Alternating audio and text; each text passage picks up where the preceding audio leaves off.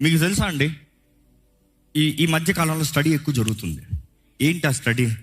యవనస్తులు చచ్చిపోతున్నారు, యవనస్తులకి heart attacks, యవనస్తులు ఒత్తిడిలోకి వెళ్ళిపోతున్నారు, యవనస్తులు డిప్రెషన్ రేట్ ఎక్కువ పెరిగిపోతుంది, యవనస్తులు యాంగ్షియస్ పాలిపిటేషన్ హార్ట్ అయిపోతున్నారు.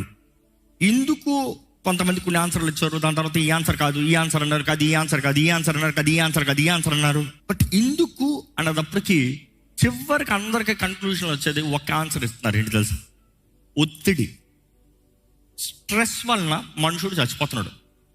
స్ట్రెస్ వలన యవన కాలంలోనే చనిపోతున్నాడు. అందులో ఈ పాండమిక్ తర్వాత ఎక్కువ మంది చచ్చిపోతున్నారు. కొందరు అన్నారు కోవిడ్ వచ్చిన వారికి చచ్చిపోతున్నారు. సరే, కోవిడ్ వచ్చిన వారు చచ్చిపోతున్నారంట. తర్వాత కోవిడ్ రాని వాళ్ళు చచ్చిపోతున్నారు.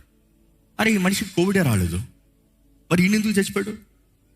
దాని తర్వాత వాళ్ళు డిగ్గింగ్ చేసి వాళ్ళ లైఫ్ స్టడీని చూస్తే యూసీ డైరెక్టర్స్ చనిపోతున్నారు, పెద్ద పెద్ద అఫీషియల్స్ చనిపోతున్నారు.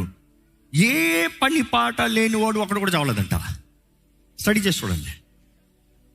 Only people who are busy are dyeing.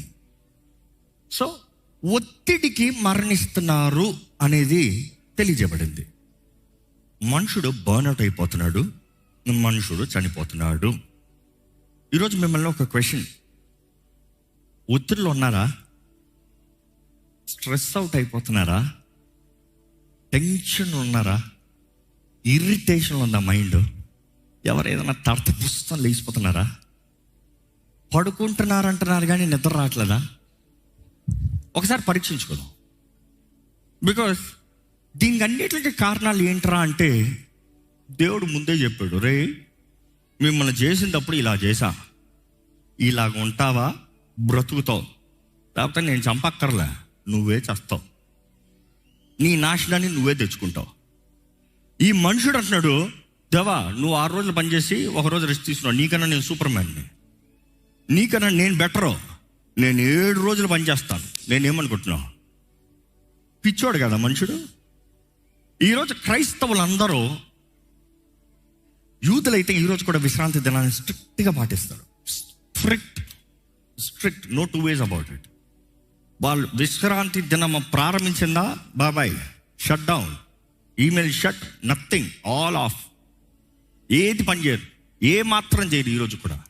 కానీ ఈరోజు క్రైస్తవులు అంటారు, అవునవును ఆజ్ఞలు ముఖ్యం. కొందరైతే అక్కర్లేదన్న ఒక బ్యాచ్, ఇంకొక బ్యాచ్ అయితే ఆజ్ఞలు ముఖ్యం, 9 ముఖ్యం, ఆ 1 అక్కర్లే. 9 పాటించాలి. అవును, నరహత్య చేయకూడదు, వ్యభిచారం చేయకూడదు, పొరుగువాడిని ఆశించకూడదు, అబద్ధ సాక్ష్యం చెప్పకూడదు, దేవుని స్థానంలో విగ్రహాలు పెట్టకూడదు, ఏది చేసుకుని ఆరాధించకూడదు, పూజించకూడదు, ఇవన్నీ కరెక్ట్గా చెప్తారు. కానీ విశ్రాంతి దినానికి వచ్చినప్పటికీ అదంటే ఎక్స్క్యూస్లే.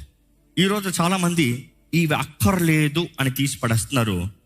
దేవుడు ఒక ఆజ్ఞ 10 ఆజ్ఞలుగా ఇస్తాం ముందే సబ్బాత్ గురించి చెప్తున్నాడు.